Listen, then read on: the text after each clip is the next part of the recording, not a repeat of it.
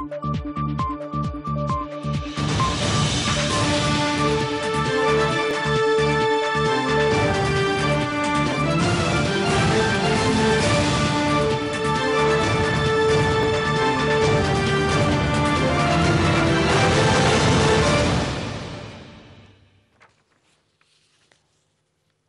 الأفاضل، أهلا ومرحبا بكم وكل عام وأنتم بألف خير.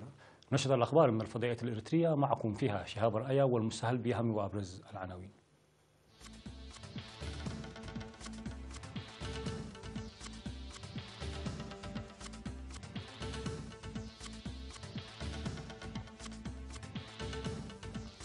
الاحتفال بعيد الفطر المبارك. إحياء اليوم العالمي للتبرع الطوعي بالدم. إنتاج مشجع لبذور البطاطس المحسنة في سجنيتي. محادثات عسكرية بين الكوريتين ووقف المناورات. صفقة طائرات بدون طيار تعزز العلاقات بين إسرائيل وألمانيا. والصين توسع معركة السماء النظيفة.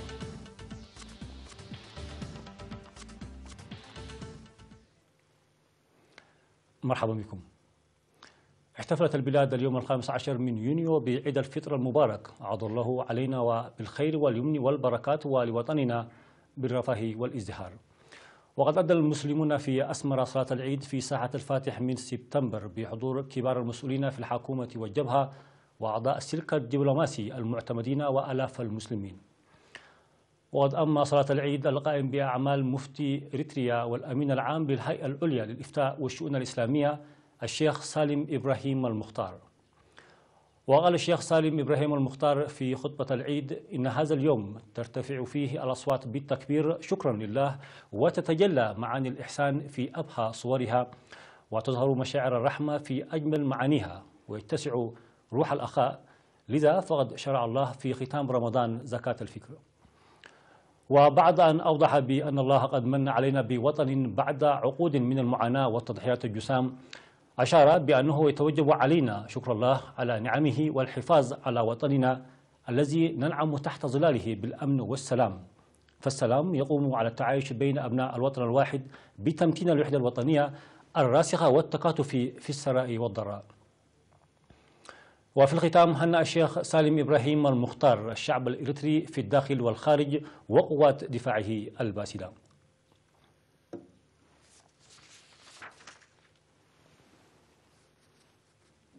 تم إحياء 14 من يونيو اليوم العالمي للتبرع الطوعي بالدم تحت شعار التبرع بالدم عمل تعاوني.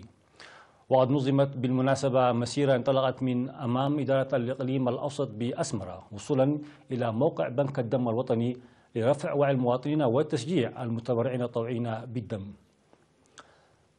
وقال المدير العام للخدمات الصحية في وزارة الصحة السيد برهاني قبرتنسائي في المناسبة التي جرت بساحة بنك الدم الوطني بمشاركة مختلف المؤسسات، قال إن الحكومة تعمل باهتمام كبير لضمان توفير خدمات صحية جيدة ودم آمن، مشيرا إلى أن الإنجاز الذي تحقق مشجع ويدفع للمزيد من الجهد. من جانبها أوضح ممثل مكتب منظمة الصحة العالمية في إريتريا السيد سامري قبرقرقيس أن التبرع بالدم ارتفع على المستوى العالمي من عام 2013 إلى العام 2016 من 3.9 مليون إلى 4.5 مليون وحدة، مما أدى إلى انخفاض الوفيات الناتجة عن الحوادث.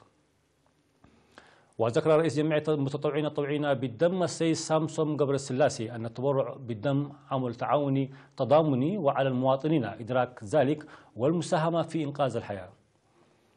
وقد شهدت المناسبة التبرع الطوعي بالدم.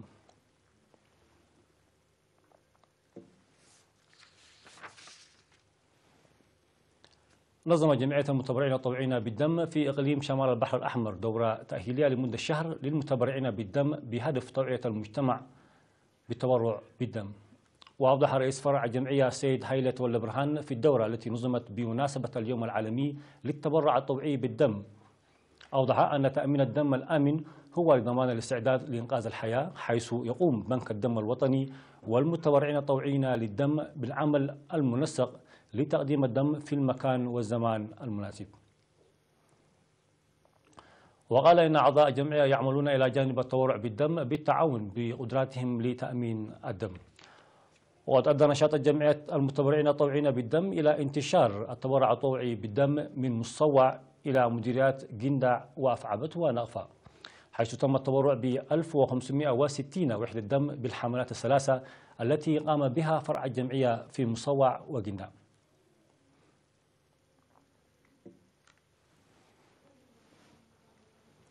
أفاد خبير تنمية النباتات والفواكه في مديرية سجنيتي السيد تسفان ميكائيل يوهانس أن بذور البطاطس المحسنة المستوردة والتي اختبرت بالمزارعين النموذجيين قد حققت إنتاجا جيدا، وقال إن محصول هذه البطاطس بلغ أكثر من 650 كنتالا من 43 كنتال من البذور متحملة الصقيع والثلوج التي هطلت.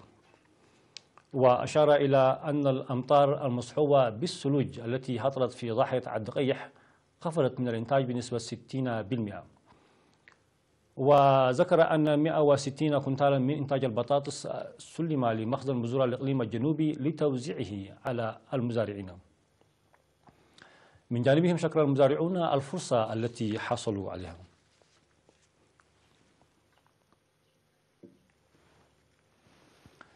تبرع الإريتريون المقيمون في إسرائيل وهولندا بمبلغ 19,650 دولار و7,000 يورو لمساعدة معاقي الحرب. وقد تبرع الإريتريون المقيمون في مدينة تل أبيب الإسرائيلية بمبلغ 19,650 دولارا لتأهيل 20 امرأة معاقة بموجب مشروع جمعية معاقي الحرب. كما تبرعت السيدة ترحاس سمري المقيمة في مدينة روتردام الهولندية بمعدات قيمتها 7,000 يورو ل 33 امرأة معاقة في معسكر دندن. وشكر رئيس جمعية معاقي الحرب الأستاذ جبر برهان إياسو في مراسم التسليم في 16 من يونيو شكر الدعم المقدم. كما أوضحت المعاقات الحاصلات على الدعم أن الدعم المتواصل من الحكومة والمواطنين يعكس الفخر والاهتمام الكبير بمعاقي الحرب.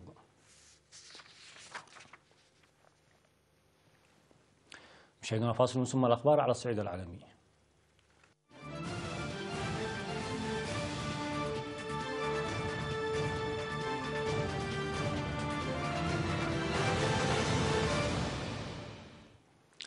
عقدت الكوريتان أول محادثات عسكرية بينهما منذ أكثر من 10 سنوات، عندما التقى جنرالات من الجانبين بعد يومين فقط من إعلان الرئيس الأمريكي دونالد ترامب عن خطته لوقف مناورات عسكرية مشتركة مع سول.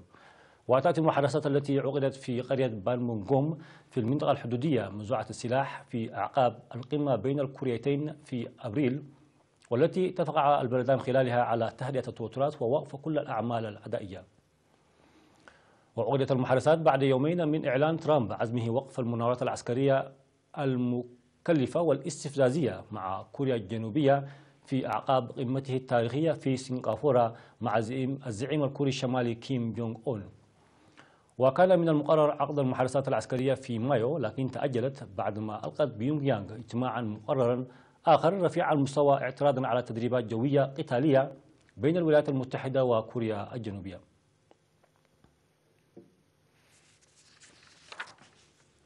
قال رئيس الوزراء الإسرائيلي بنيامين نتنياهو إن صفقة تأجير طائرات بدون طيار لألمانيا قيمتها نحو مليار دولار ستعزز من العلاقات الأمنية الثنائية وتعطي دفع للصناعات الدفاعية في إسرائيل.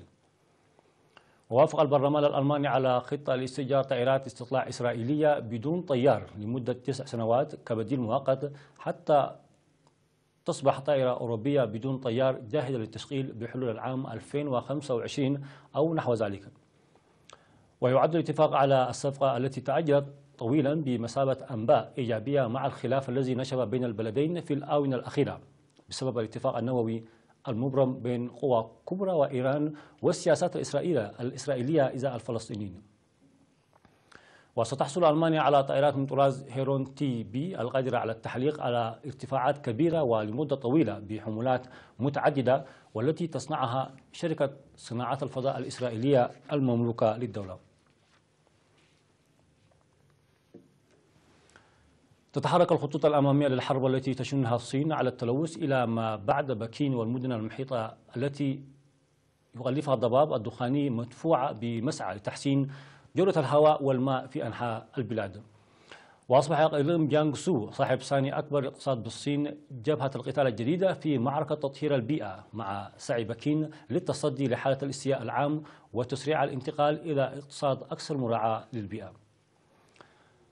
وتفيد السلطات المحلية بأن مئات من مصانع الصلب والأسمنت ومحطات توليد الكهرباء التي تعمل بالفحم، إضافة إلى مصانع للبتروكيماويات، أغلقت في الشهور القليلة الماضية في مدينتي سوشيو واليانغ نانغ الصناعيتين، مع تكثيف الحكومة جهودها للقضاء على التلوث.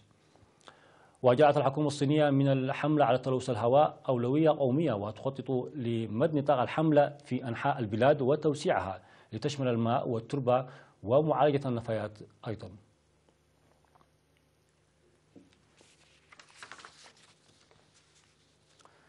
وفي النوع الأخير، تجتاح عاصفة رملية غير مسبوقة كوكب المريخ هذه الأيام، مؤدية إلى انقطاع الاتصال الأرضي بين روبوت جرى إرساله إلى الكوكب الأحمر بغرض الاستكشاف. وقالت وكالة الفضاء الأمريكية ناسا إن العاصفة التي تجتاح الكوكب من أشد ما جرى رصده حتى الآن.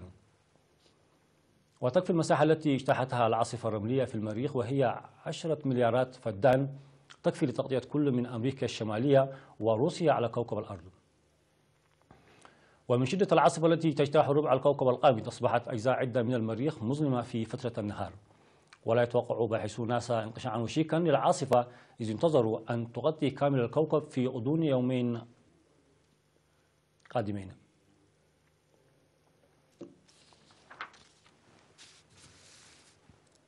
نهاية النشرة، شكرا لكم على حسن المتابعة والاستماع، وكل عام وأنتم بألف خير.